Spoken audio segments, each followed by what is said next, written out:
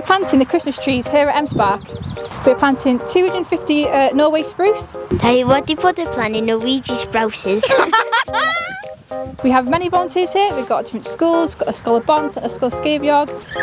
Dwi wedi bod yn mwynhau gweithio yn yr gweithu. We've also got volunteers from the community and everyone here at M-SParc, including the tenants.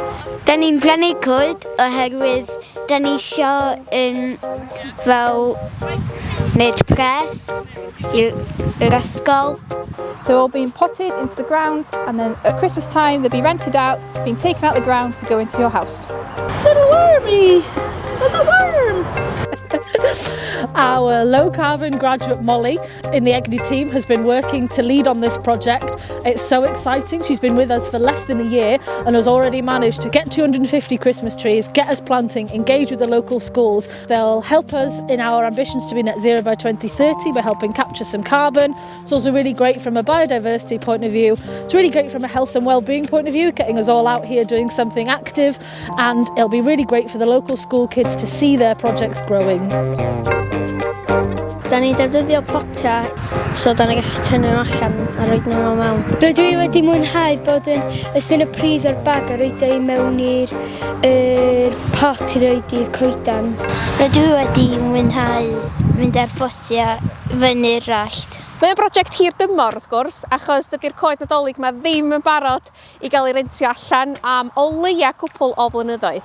Ond y bwriad fel swyddog STEM ydy mynd allan i'r gymuned i weithio efo plant a dod i fyny efo cynllun busnes. Da ni'n edrych ymlaen i Sioned dod i'r ysgol i cario ymlaen hefo'r prosiect hefo ni gyd.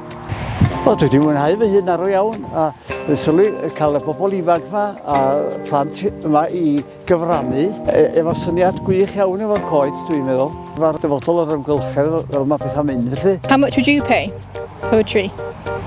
Do you think? 52. £52? Uchafbwynt diwrnod i fi oedd gweld plant o Canolfan Addysg Y Bont yn helpu ni allan yn plannu'r coed a di wneud job lot gwell na fi, mae'n siŵr.